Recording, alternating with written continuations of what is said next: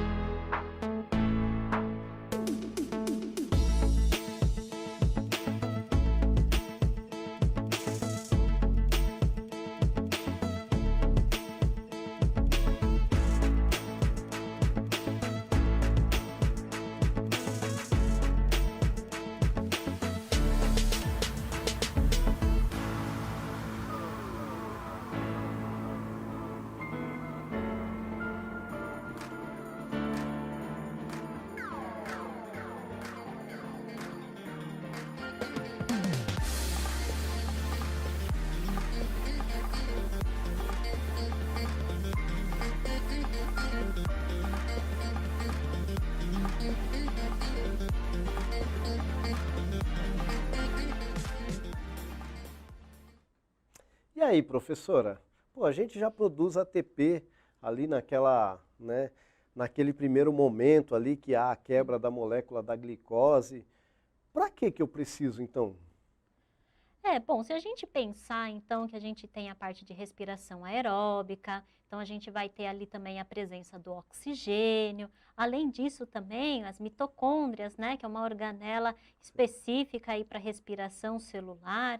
Então, se a gente pensar nesse processo, teríamos então a obtenção de energia, né, como uma principal função aí da mitocôndria e da respiração aeróbica, não? Ah, legal. E assim, né, numa quantidade que nós não vamos falar hoje, né? Vai ter que Exato, assistir a próxima aula, que você vai ver a vantagem que é quando então ocorre a presença do oxigênio. A gente não vai falar hoje para você assistir a próxima aula, tá? Senão você vai fugir. Sem e não vai, spoilers, né? senão você vai fugir e não vai querer assistir a próxima aula. Muito bem. Então, relembrando aí, ó, tem uma figurinha para você ver aí. A primeira fase aconteceu lá no citoplasma da célula, lembra que a gente chama de glicólise, né? Lembrando que em grego, glicos é alguma coisa como açúcar e lise é quebrar, tá? Então é glicólise, tá escrito errado aí, tá? Não é glicose, não é glicólise, que é a quebra da glicose, tá bom? Então isso acontece na membrana, tudo bem? Pois bem. Aí, o que nós vamos ver hoje? Que existe um processo que é chamado de ciclo de Krebs, ou ciclo do ácido cítrico, né, que vai acontecer na matriz da mitocôndria. Poxa, o que é a matriz da mitocôndria? Olha, imagine assim que a mitocôndria, se ela fosse uma célula, então ela teria também um citoplasma, né? Seria como se fosse o citoplasma da mitocôndria ali, é a matriz da mitocôndria, tá bom? Muito bem, e vai ter uma outra que a gente vai falar só na semana que vem, e essa vai acontecer na membrana interna da mitocôndria, que também é conhecida como crista da mitocôndria, tá? Que é essa parte aí sinuosa que você está vendo aí, a setinha apontada.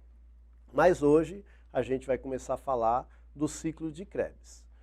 Pois bem, mas a gente viu na semana passada que existe, para que haja aí essa interação de energia, tem uma coenzima, né, que ela é muito importante, que ela é ali proveniente das vitaminas do complexo B, se não me engano B3, né, aí você pode pesquisar direitinho, não vou dar tudo também, né, de graça. E aí você vê aí, mas ela pode estar de uma forma oxidada, né, ou então ela pode não estar de uma forma oxidada. E aí, o que é oxidado? Faz parte da pergunta, por isso eu não vou falar agora. Tá bom? Então eu quero saber o seguinte, ó. O que é o NAD+? Então não é só NAD, é o NAD+. Eu quero saber o que é o NAD+. E eu vou dar aí 1 minutinho para você responder.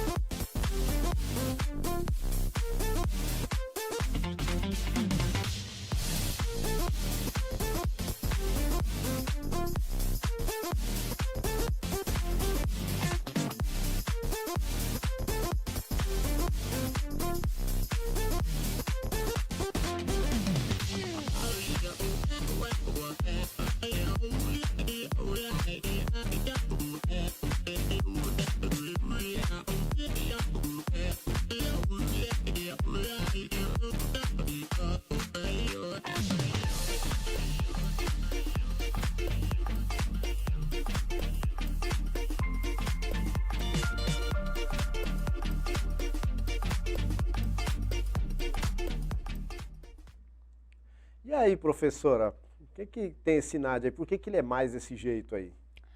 Olha, se a gente pensar nas questões químicas também, né? Esse maisinho geralmente é por causa da perda aí de elétrons, né?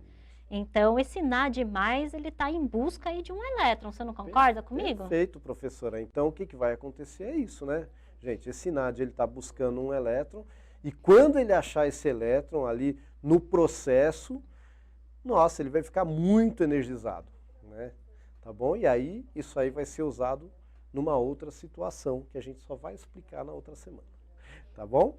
Mas vamos ver aqui, ó. Eu tenho um esqueminha aqui, que eu fiz da aula anterior. Lembra? Que é como que acontece a glicólise lá no citoplasma.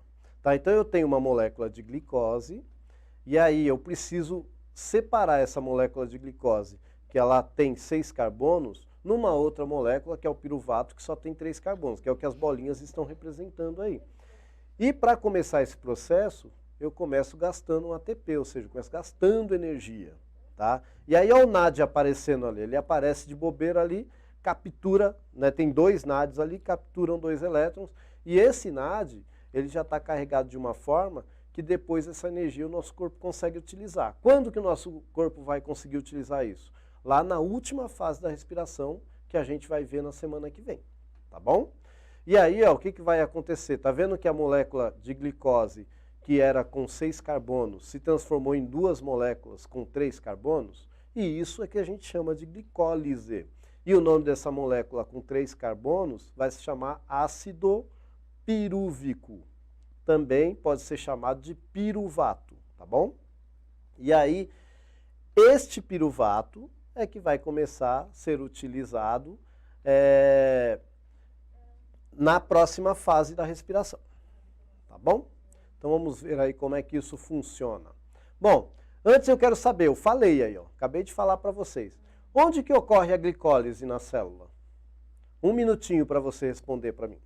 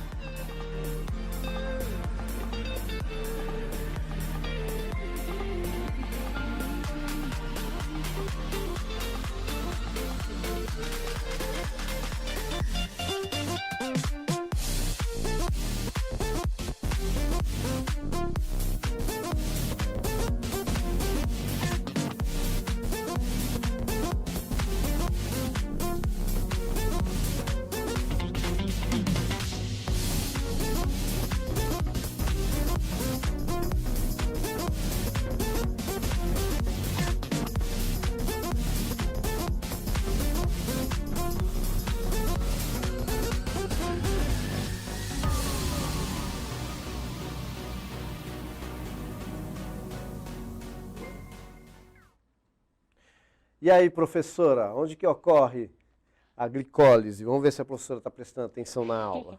Olha, Ed, você já tinha dado um spoiler no começo, né? Que você virou e falou assim, eu já falei lá nas nossas aulas anteriores sobre a glicólise, que ocorre no citoplasma. Tô prestando atenção, hein? Muito bem. Você sabe, professor, que eu tenho um problema sério com isso. Eu sempre vou falar citoplasma e vem na minha mente membrana. Eu tenho que ficar Tem umas coisas que acontecem assim com a gente, acontece, né? Normal. Então a gente tem que... Tá, gente? Por que eu gosto de falar isso? Porque às vezes, né, eu tenho um aluninho e tal, que fala, mas eu sou burro, eu me confundo. Não, gente, isso acontece com todo mundo, acontece comigo. E olha quantas vezes eu já vi isso aí. Tá? E aí eu quero falar uma palavra e quase... Eu cheguei a colocar no documento a outra, aí foi corrigido. Acontece. Não deveria acontecer, mas acontece. Tá bom? Muito bem. Então vamos ver aí. Então antes de começar o ciclo de Krebs propriamente dito, o piruvato ele precisa ser oxidado. Mas isso já vai acontecer na matriz da mitocôndria. Tá bom? Então como é que acontece? Ó, vai entrar essa coenzima ASH. Quando ela entra, vai haver uma perda de carbono. Como que perde o carbono? Vira CO2, aquele CO2 que vai sair na sua respiração, tá? E aí você viu que ele ficou só com 2 carbonos? Além disso, ó, vem outro NAD+, e pega mais um pouquinho aí, mais um elétron, mais uns elétrons, né? Não é um só, tá? Para formar o NADH, tá bom? E aí, isso aqui vai virar uma tal de acetilcoenzima A. E é essa molécula aí que precisa entrar num ciclo que está acontecendo. Gente, por que é ciclo? Porque ele está acontecendo. Imagina uma roda girando. Eu vou passar bem rapidinho e depois vou passar devagar para você entender, tá? Então, rapidinho, ó, como é que seria... peraí, deixa eu ver aqui, ó, o saldo. Então, eu tenho 2 NADH, 2 acetilcoenzima A, tá? E aí vai liberar 2 gás carbônico, tá bom? 2 moléculas de gás carbônico. Ó, eu vou passar o ciclo bem rapidinho para você ver que é um ciclo mesmo. E depois vou passar devagarinho para a gente fazer junto, tá bom? Ó, que legal, ó. Tá vendo que tá girando, ó? Né? Então eu vou voltar para a gente entender cada etapa aí. Ó, a acetilcoenzima A, ela entrou ali. Aí ela tem que se ligar com esse cara aqui, ó, o oxalacetato. Por que tem 2C entre parênteses e 4C entre parênteses? Isso é o carbono. Eu preciso decorar os nomes? Não, mas eu preciso saber a quantidade de carbono, tá, gente? Isso quando vai cair lá no vestibular, etc., é complicadinho. Então, se você lembrar o carbono, quando para de perder carbono, quando começa a ganhar carbono, aí é importante, tá? Então, olha lá. Então, a acetilcoenzima A se ligou com oxalacetato. Se um tem 2 carbonos, o outro tem 4 carbonos, vai formar uma molécula com 6 carbonos, que é o citrato, tá, ok? O citrato, ele vai passar por uma reação que não tem muita importância para a gente aqui no ensino médio e vai virar um isocitrato. Tá bom? Continua com 6 carbonos. Aí, olha só, ele perde um carbono na forma de CO2. Lembra lá, ó, que esse CO2 vai sair na sua respiração, tá bom? De novo, vem mais um NAD que está oxidado para pegar mais elétrons aí. E, ó, vai formar um alfa-cetoglutarato. Não precisa decorar o nomezinho, tá? Não precisa decorar o nomezinho, mas é bom lembrar que, ó, de 6C foi para 5C, liberou um gás carbônico, tá bom? E aí, ó, depois vai virar um succinil-CoA, com 4 carbonos. E vai liberar esse tal de GTP. Alguns podem falar sobre isso, outros não. Porque o próprio organismo vai transformar esse GTP em ATP, tá? Lembra quando você viu lá no 2º ano a genética, que tinha adenina e a guanina? Então, né, é mais ou menos isso aí. Tá? Ele é um tipo de um nucleotídeo também. Aí o G vai transformar em A. Tá? Bom, e sumiu uma setinha minha que tinha ali, mas tudo bem. Aí o succinil-CoA 4C, ó, a partir do succinil ali que liberou esse GTP, ele não perde mais carbono, tá bom? Aí, ó, vai passar para succinato. Aí, ó, esse FADH, eu não falei dele até agora. O que acontece aí é semelhante ao NADH, né, o NAD+, que virou NADH, só que ele vai conseguir pegar menos elétrons, tá? E isso vai fazer diferença lá na outra fase, que a gente vai falar na aula que vem, tá bom? É isso que a gente precisa saber, não mais do que isso aqui, no ensino médio, tá bom? Bom, e aí o fumarato vai se transformar em malato, né, vai sofrer uma reação, claro, tá bom? E por último ali, ó, ele vai se transformar em oxalacetato. Lembra quem é o oxalacetato? Foi quando a acetilcoenzima A começou. Então o ciclo recomeça. Lembra que a gente formou 2 piruvatos? Então vai vir uma outra acetilcoenzima aí e o ciclo recomeça. Por isso que fala que é ciclo de Krebs ou ciclo do ácido cítrico. Tá bom? Eu espero que... Se ficou confuso, essa é a vantagem de ser uma aula em vídeo, né? Você volta, né? Você vê com calma, você anota, faz o esqueminha, tá bom? Sem medo de ser feliz. Principalmente você aí que quer passar no vestibular, né? O mínimo aí a gente tem que tentar aprender, tá bom?